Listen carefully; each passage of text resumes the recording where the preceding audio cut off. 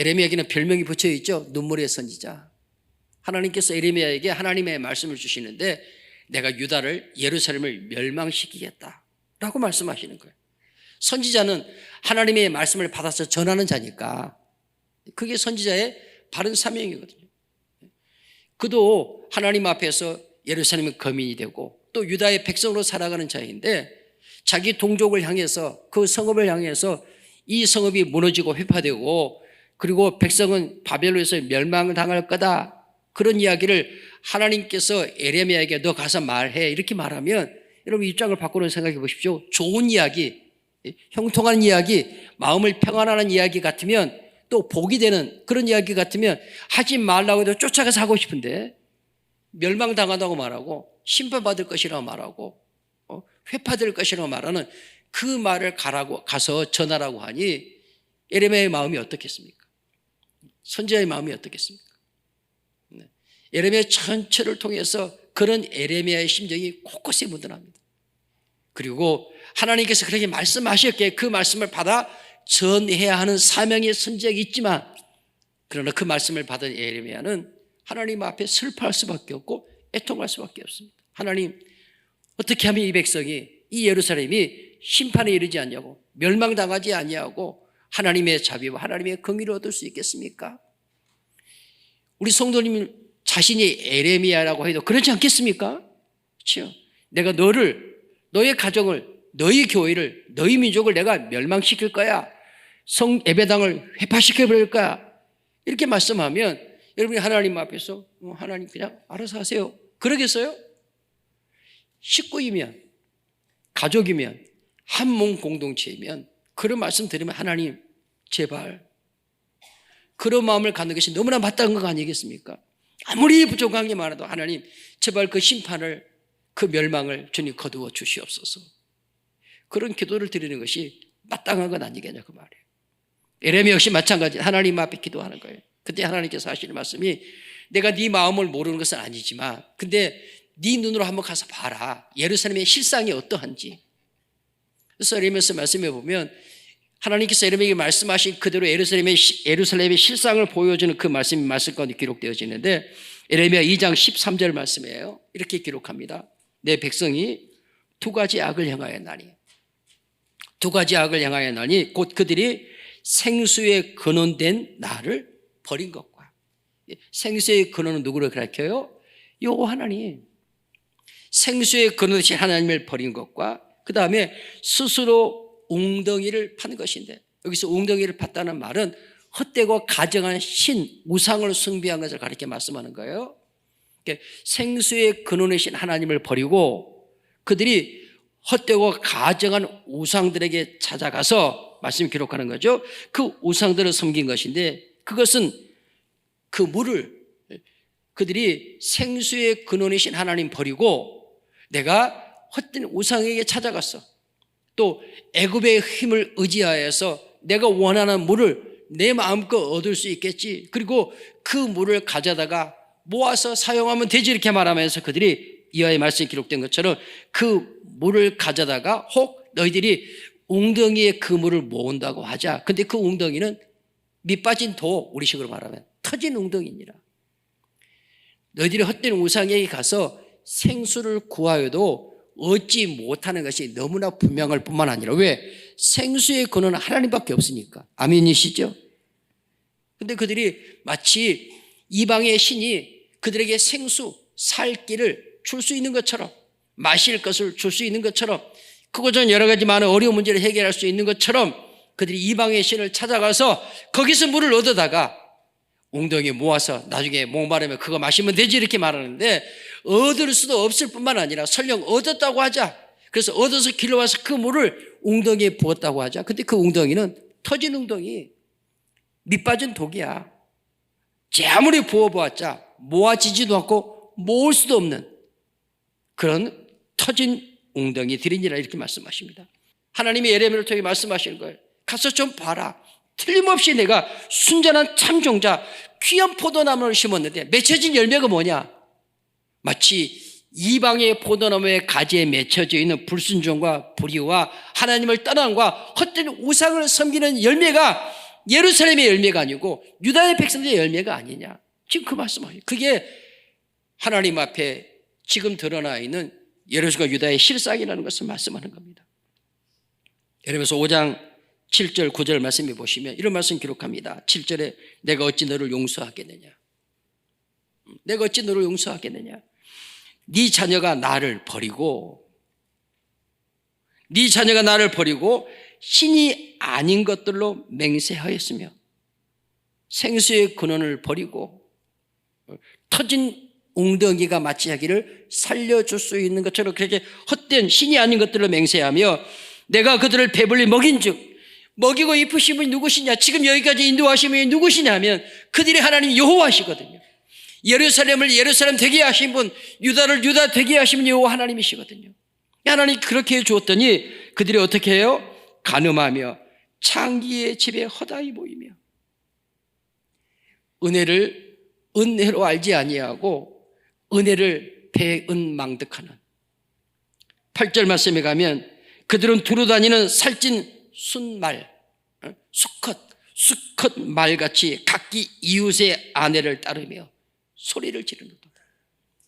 음욕이 불타서 정욕이 불타서 하나님이 그들에게 은혜를 베풀어 주의 은혜로 그들을 충만하는 삶을 살 수 있게 해주었더니 그들이 그 은혜에 감사하기는커녕 도리어 그들이 내어놓는 이방의 포도나무 가지에 맺혀진 열매는 뭐라고요? 간음이며 창기의 집에 허다히 드는 음행을 행하며 마치 수컷 말처럼 이웃의 아내를 탐내는 이런 열매를 맺고 있으니 예레미야야 네가 슬퍼하고 탄식하는 것을 알겠는데 내가 어찌 그들을 심판하지 않을 수 있겠느냐라고 말씀하고 계시는 것입니다. 사랑하는 믿음의 식구들, 바울도 믿음의 아들인 디모데에게 에베소 교회를 목회하는 디모데에게 편지를 보내면서 그런 말씀을 합니다. 디모데후서 3장 1절 이하의 말씀에 너는 이것을 알라. 명심하라는 거예요. 정신 똑바로 차리고 들으라는 거예요. 너희 교회야 깨어있으라고 말하는 거예요. 너 디모데도 깨어있고 주님의 이름 부르면 에베소 교회야 깨어있으라고 말씀하시면서 말세에 고통하는 때가 이르러 사람들이 자기를 사랑하며 돈을 사랑하며 자랑하며 교만하며 비방하며 부모를 거역하며 감사하지 아니하며 거룩하지 아니하며 무정하며 원통함을 풀지 아니하고 모함하며 절제하지 못하며 사나우며 선한 것을 좋아하지 아니하며 거기 선한 것을 좋아하지 아니하며라고 말할 때 아니하며라는 부정접두가 있어요. 거기서 말하는 선은 하나님의 진리의 말씀을 따르는 것이 선이에요. 하나님의 진리의 말씀을 순종하는 것이 선이라니까요. 근데 그들이 그 하나님의 진리의 말씀을 따르는 순종을 뭐예요? 싫어해요. 거절하는 거예요. 그 결과가 뭐예요? 그 결과가 돈을, 자기를 자랑, 교만, 비방, 부모를 거역함, 거룩하지 못함. 4절 말씀에 기록합니다. 배신하며 조급하며 자만하며 선하신 하나님의 말씀을 따라 즐거이 순종함을 살도록 하나님께서 예수 그리스도의 보혈의 피로 우리를 불러 하나님의 자녀 삼았거든요. 아멘이시죠? 그런데 그 삶에 맺혀진 열매는 뭐야? 배신, 조급, 자만. 쾌락 사랑하기를 하나님보다 더 사랑함. 5절 말씀. 경건의 모양은 있으나 경건의 능력은 부인하는 자니. 경건의 모양은 있으나 가운 입고 강단에 서서 말씀을 전하니까 그럴듯해 보이는데 하나님은 지금 이 순간에도 내 생각을 들여다보시는 분이시죠? 나의 심령을 살피시는 분이에요. 겉으로는 그럴듯해 보이는데 그 속에서 하나님 보실 때 오늘 말씀이 기록하고 있는 건 여전히 선한 것을 좋아하지 않는 것들로 가득해 있다면 그게 뭐예요? 경건의 능력을 부인하는 거다.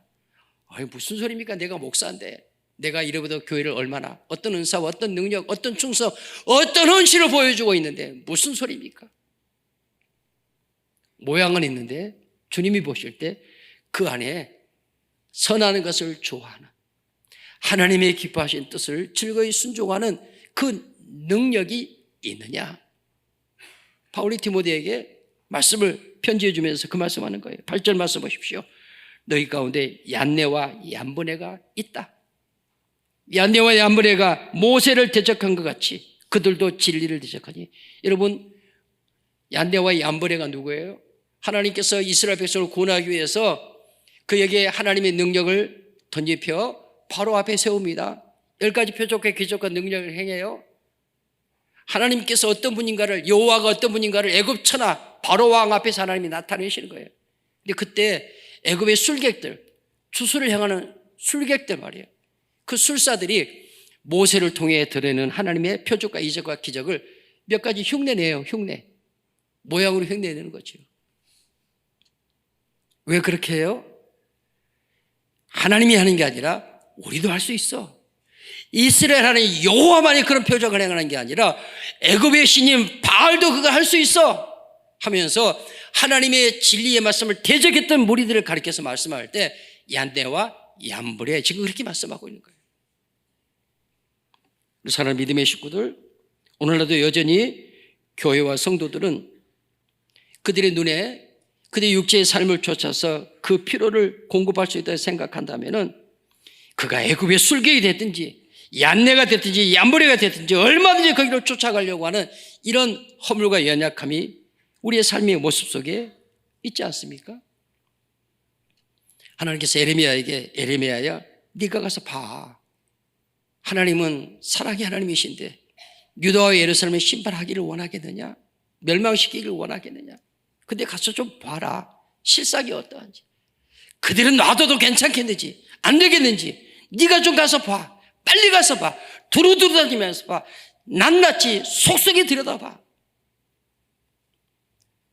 여러분, 그렇게 보시는 하나님 앞에 나를 보고 우리를 보고 우리의 삶을 하나님 앞에 볼 수 있는 그런 믿음의 눈, 영의 눈이 열려지시기를 주님 이름으로 간절히 축원합니다. 생수의 근원이신 하나님을 버리면 다른 곳에서 그 생수는 얻을 수 없습니다. 애굽도 줄 수 없습니다. 하나님은 세상에 주시는 게 아니라고 말해요. 우리에게 영생하도록 솟아나는 샘물 되시는 분은 오직 예수밖에 없는 것을 믿으시면 아멘. 헛된 이방의 신 찾아가서 거기서 구할 수 있을 것처럼 여기저기 헉헉거리며 쫓아다니지 마시고 주술과 술객들을 통해서 베푸는 그의 눈에 잠깐 보이는 그 가정한 것들에게 마음을 내어주지 말고. 그게 뭐예요? 그게 음행이에요. 그게 악행이에요. 내어주지 말고 하나님의 선하신 것을 기뻐하고 그 뜻을 즐거이 행하는 하나님의 자녀의 삶을 하나님 앞에 살아가시는 우리 모든 믿음의 식구들이 되어지시기를 주님 이름으로 간절히 축원합니다. 에레미야야, 내가 원하는 게 예루살렘에서 원하는 것이 너희 언약 백성 유다에게 원하는 게 바로 그거야 라고 말씀하시는 거예요. 이어지는 말씀 보십시오. 빨리 다니면서 곳곳에 다니면서 그 넓은 거리에서 찾아보고 알라. 너희가 만일 정의를 행하며 진리를 구하는 자를 한 사람이라도 찾으면, 여러분 거기 쓰여지는 말씀 가운데 찾아보고 알라 행하며 그리고 한 사람을 찾으면 이런 이 말씀이 다 명령으로 써있어요. 명령. 그냥 소술이 아닌 명령. 하나님 명령하시는 거예요. 에레미야에게 지금 명령하는 겁니다. 너 가서 찾아 알아봐. 그리고 그 진리를 구하는 자 한 사람이 찾으면 찾아봐라 그 말이에요. 한 사람이라도 있는지, 한 사람이 있는지. 우리 사람 믿음의 식구들, 하나님께서 정의와 진리를 구하는 사람, 정의를 행하고 진리를 구하는 사람 한 사람이라도라고 말씀하시는 것은 하나님께서 에레미야를 통해 유다와의 예루살렘 말씀하시는 거예요. 너희는 언약 백성이야. 하나님의 언약의 중심 내용이 뭐예요? 정의와 진리거든요. 그 언약 안에 담겨져 있는 그 내용이 정의와 진리예요. 하나님은 공의와 정의로 행하신 분이니까 믿으시면 아멘. 하나님은 진리이셔요. 그 말씀이 곧 진리이기 때문에 주의 진리의 말씀을 통해서 주님이 우리에게 묻습니다. 너는 정말로 이 시대에 무엇이 두려움인 줄을 알고 있느냐? 전쟁도 두려워요. 가난도 두렵습니다. 질병도 두렵습니다. 근데 가장 치명적인 두려움은 뭐냐면요, 하나님의 택한 백성들이, 주님의 몸인 교회가 그 마음의 중심과 그 섬기는 믿음의 공동체 중심에 여호와 경외와 하나님을 두려움이 없는 것이야말로 가장 큰 두려움이다. 우리 사랑하는 믿음의 식구들, 예레미야를 통해서 말씀하신 유다의 실상, 예루살렘의 실상, 바울은 로마서의 말씀을 통해서 주의 말씀을 통해서 나 자신 우리를 살펴볼 수 있게 되기를 원합니다. 하나님은 바벨론을 차지하고라도 교회와 하나님의 자녀라고 하면서 하나님을 두려워하지 않는, 하나님을 경외하지 않는, 그래서 생수의 근원이신 하나님을 버리고 하나님의 자녀라는 이름 가지고 이방의 신을 찾아가는, 곧 헛된 신들을 찾아가는, 하나님 아닌 세상의 것들을 의지하는 것으로 나아가는 이런 모습이 우리 가운데 있지 아니한지를 주님께서 들여다보라고 말씀하시는 거예요. 그리고 예레미야가 말씀하시는 거죠. 그렇게 샅샅이 두루두루 살펴보고 그 가운데서 하나님의 정의, 하나님의 진리를 따라 행하는 사람 한 사람이라도 찾아봐라 그 말씀. 한 사람. 결론은 뭐예요? 하나도 없다. 하나님 그 다음 하반절 말씀을 통해 말씀하셔요. 네가 찾으면 내가 이 성읍을 용서하리라. 한 사람을 찾으면 이 성읍을, 네 백성을 용서하리라 말씀하십니다. 역사 속에서 유다는 멸망했습니다. 예레미야 시대 그 성전은 완전히 회파되어져서 성전에는 모든 기물들은 바벨론의 신전에 갖다 바쳐졌습니다. 여러분, 하나님의 심판은 우리에게 두려운 말로, 힘든 말로, 목사님 지난 한 주간 더운데 얼마나 힘들었는지 아요? 근데 또 심판 이야기요? 아니에요. 심판은 하나님이 하나님의 정의를 행하심이에요. 하나님의 진리가 무엇인가를 세상 가운데 드러내심이에요. 교회가 왜 있어요? 하나님 그 아들 예수의 피로 저와 여러분을 구원하여 진리의 자녀로 삼으신 까닭이 뭐예요? 이 교회를 통해, 너를 통해 하나님의 정의와 공의가 무엇인지를, 진리가 무엇인지를 하나님께서 드러내고 선포하시려고, 증거하시려고 저와 여러분을 하나님의 택한 백성으로 부르셨고 우리를 교회로 부르셨음을 하나님 앞에 믿음으로 아멘하여 고백할 수 있게 되시기를 주님 여러분을 간절히 축원합니다. 할렐루야. 심판은 부담스러운 것이 아니라 하나님의 하나님 되심을 드러내는 사건이라니까요. 하나님의 진리이심을 교회와 성도들을 통해 드러내시는 하나님의 일하심이 심판이에요. 우리말로 그렇게 번역되었지. 믿음의 백성들은 심판을 즐거워해요. 심판을 감사한다니까. 왜? 그 심판을 통해 세상 가운데 하나님의 정의가 드러나니까. 악을 벌하시는, 하나님의 등진 것을 벌하시는 그 심판을 통해서 하나밖에 없는 진리가 무엇인지를 이 세상 가운데 선포하는 사건이 하나님의 심판이니까. 우리 지금 이 땅에 왜 오셨어요? 어떤 분으로 오셨습니까? 공의와 정의를, 내가 이 세상에 평강의 왕으로 왔다고 말씀하셔요. 주님은 평강의 왕이신 분이니까. 내가 곧 진리라고 말씀하셔요. 예루살렘 유다 그 어디에도 이 하나님의 정의와 이 하나님의 진리를 행한 자가 아무도 없고, 이 세상 가운데서도 하나님께서 그 언약의 말씀을 통해서 말씀하신 언약 안에 담겨져 있는 그 정의와 공의를 행하는 자가 아무도 없어서 꼼짝없이 모두가 다 멸망할 수밖에 없는, 모두가 영원한 심판에 따를 수밖에 없는 자들인데, 하나님께서 하나님 자신을 그 아들 독생자 예수 그리스도를 우리 가운데 보내어서 그가 십자가에 피 흘려 죽게 하심을 통해서, 왜? 그렇게 죽으심을 통해서만 하나님의 정의와 하나님의 진리를 세상 가운데 드러내고 그것을 믿는 자들을 통해서 하나님께서 하나님의 정의와 공의를 세상에 선포하셔야겠게. 그래서 주님이 가신 길이 뭐였어요? 그 아들을 보내신 길이 어디였어요? 십자가였어요. 그 사람 믿음의 식구들, 주님의 십자가는 세상을 향한 하나님의 심판이에요. 하나님의 공의가 무엇인지, 하나님의 정의가 무엇인지, 진리가 무엇인지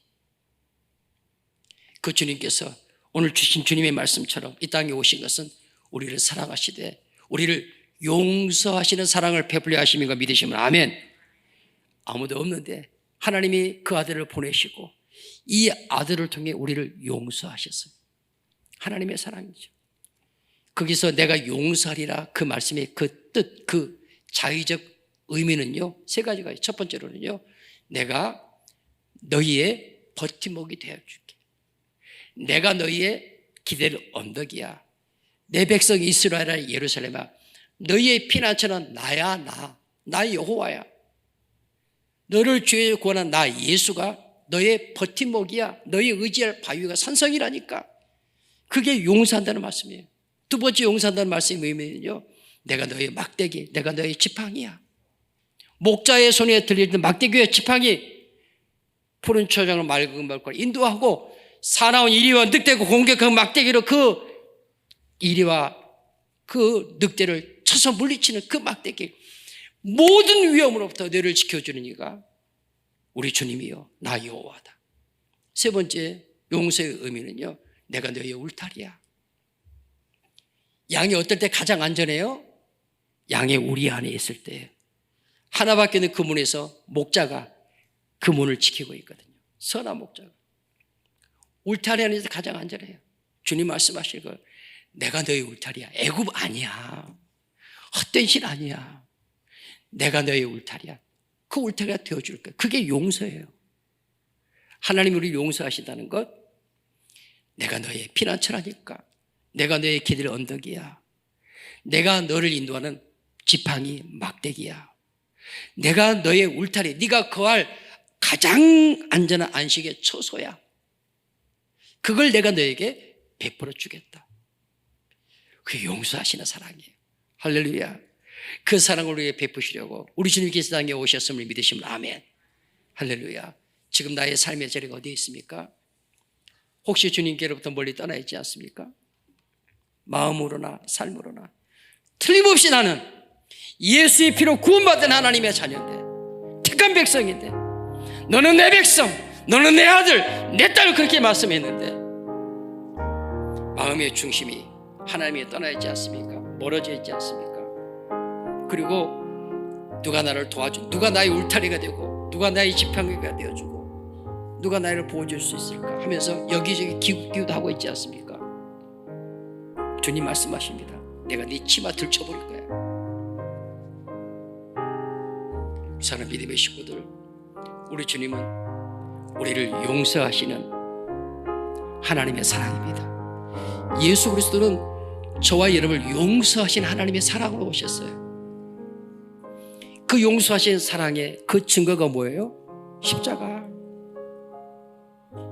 우리는 그 용서하시는 사랑을 구하고, 그 용서의 하나님의 사랑을 전하고, 그 용서하신 주님의 십자가를 따르는 자로 살아야 할 하나님의 자녀로 불러주셨음을 감사하시고, 그 주님을 자랑하는 복 있는 자의 삶을 살아가시는 우리 모든 믿음의 식구들이 되어주시기를 주님의 이름으로 축원합니다.